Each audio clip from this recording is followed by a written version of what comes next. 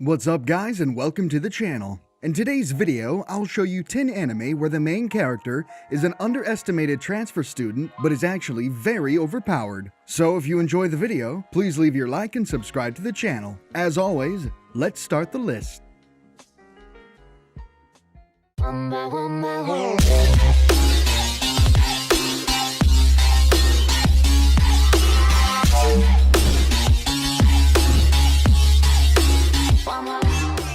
At number 10 is Akuma no Riddle. Tokaku Azuma has just transferred to the elite Myoju Academy, a private girls' boarding school. But there's a catch. She, along with 11 of her fellow students in Class Black, is an assassin taking part in the challenge to kill their sweet-natured classmate, Haru Ichinose. Whoever succeeds will be granted their deepest desire, no matter the difficulty or cost. However, each assassin only gets one chance. If they fail to kill her, they will be expelled. Despite the extraordinary reward, Tokaku decides to take a different course of action. Though Haru is her target, the young assassin soon finds herself drawn to the very girl she is supposed to kill. With the entire class out for Haru, Tokaku refuses to let her friend die, vowing to protect her from a growing bloodlust. At number 9 is Tenjou Tenge. For some people, high school represents the opportunity for a fresh start.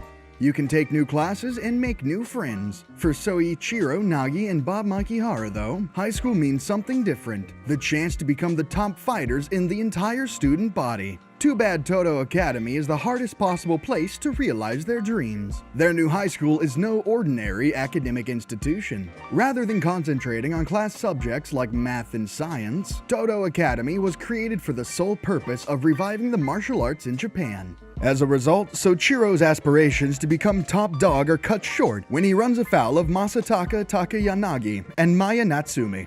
The two upperclassmen easily stop the freshman duo's rampage across school, but rather than serving as a deterrent, it only stokes their competitive fire. What kind of monstrous fighters attend Todo Academy? Are there any stronger than Masataka and Maya? And why in the world is Maya's younger sister stalking Soichiro? Learn the answers to these questions and more in Tenjou Tenge.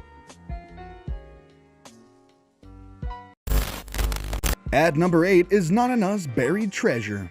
Nanai Islands is a man-made island in the Pacific Ocean that holds everything necessary for the proper education and training of children. It was created by the Great Seven, a group of adventurers headed by Nanana Ryu Gacho, as a place for the young to chase their dreams. After being disowned and exiled by his family, high school student Jugo Yama arrives on this island, happy to be finally free of his father. Upon moving into his new room, he discovers the ghost of Nanana Ryu Gacho, bound to the island after her unsolved murder 10 years ago. Nanana tells Jugo that, just before her death, she hid items with unique and mysterious powers all across the island, items known as the Nanana Collection. Hoping to uncover clues that will help him find the culprit behind her death, Jugo, with the help of the self-proclaimed master detective Tensai Ikkyu and her cross-dressing maid Daruku Hoshino, sets out on his search. At number 7 is Dragonar Academy. Learning to ride and tame dragons comes easy to most students at Ansaravan Dragonar Academy, except for first-year student Ash Blake, who is known by his fellow classmates as the #1 problem child. Poor Ash is the laughingstock at school because despite his unfashionably large star-shaped brand that marks him as a future dragon master, he has nothing to show for it. His dragon has never appeared. Until now, that is. One fateful day, Ash's dragon awakes in full glory, but appears different than any dragon ever seen before, in the form of a beautiful girl. What's worse, Ash soon discovers that this new dragon has attitude to spare, as she promptly informs him that she is the master, and he, the servant. Ash's problems with dragon riding have only just begun.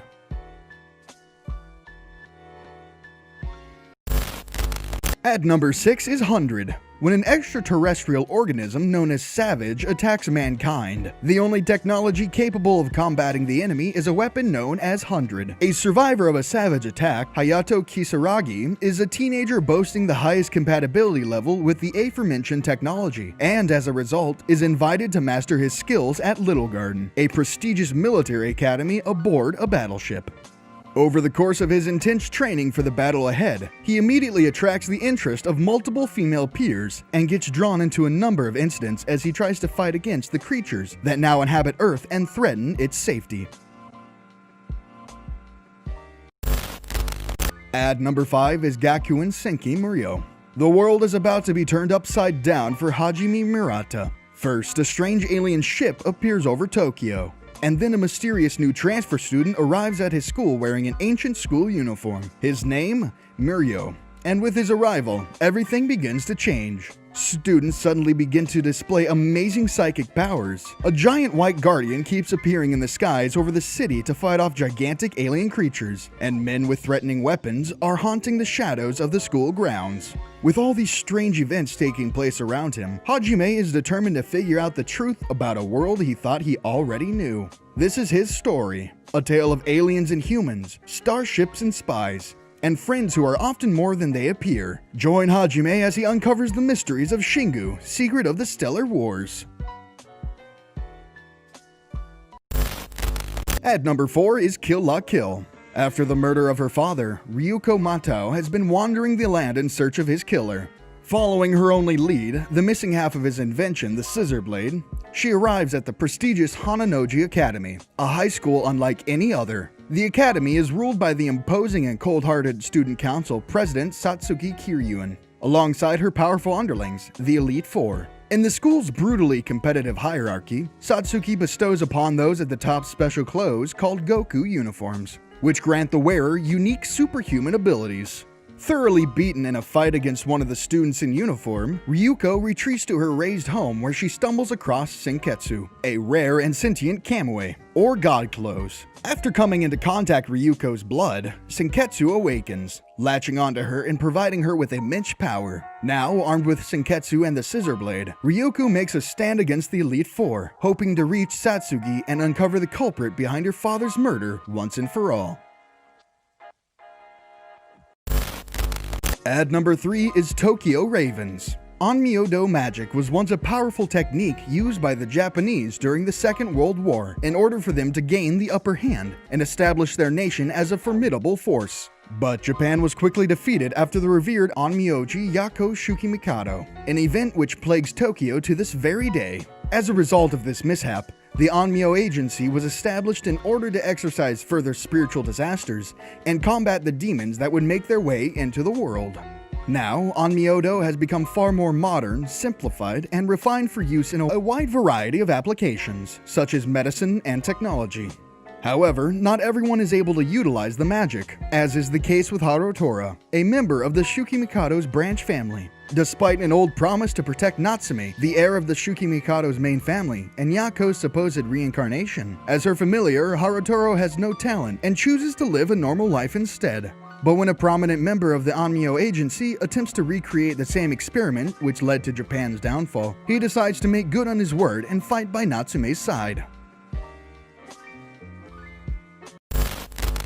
At number 2 is Soul Eater. Death City is home to the famous Death Weapon Meister Academy, a technical academy headed by the Shinigami, Lord Death himself. Its mission? To raise death scythes for the Shinigami to wield against the many evils of their fantastical world. These death scythes, however, are not made from physical weapons. Rather, they are born from human hybrids who have the ability to transform their bodies into demon weapons, and only after they have consumed the souls of 99 evil beings and one witch's soul. Soul Eater Evans, a demon scythe who only seems to care about what's cool, aims to become a death scythe, with the help of his straight-laced wielder, or Meister, Maka Albarn. The contrasting duo work and study alongside the hot-headed Black Star and his carving weapon, Tsubaki, as well as the Shinigami's own son, Death the Kid, an obsessive-compulsive dual wielder of twin pistols, Patty and Liz. Soul Eater followed these students of Shibusen as they take on missions to collect souls and protect the city from the world's threats while working together under the snickering sun to become sounder in mind, body, and soul.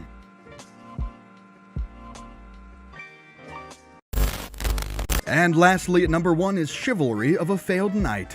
There exist few humans in this world with the ability to manipulate their souls to form powerful weapons. Dubbed Blazers, these people study and train at the prestigious Hagun Academy to become Mage Knights. Among the students is so-called failure Iko Kurogane, the sole F-rated Blazer. However, when the worst student in the academy sees Stella Vermilion, an A-ranked blazer who also happens to be a princess, naked, she challenges him to a duel with dire stakes. The loser becomes the slave of the winner. There's no possible way that Stella can lose, right? Rakudai Kishino Calvary follows the story of Iki as he tries to prove his strength to a world that believes him to be the weakest, all while gaining new friends, wisdom, and experience.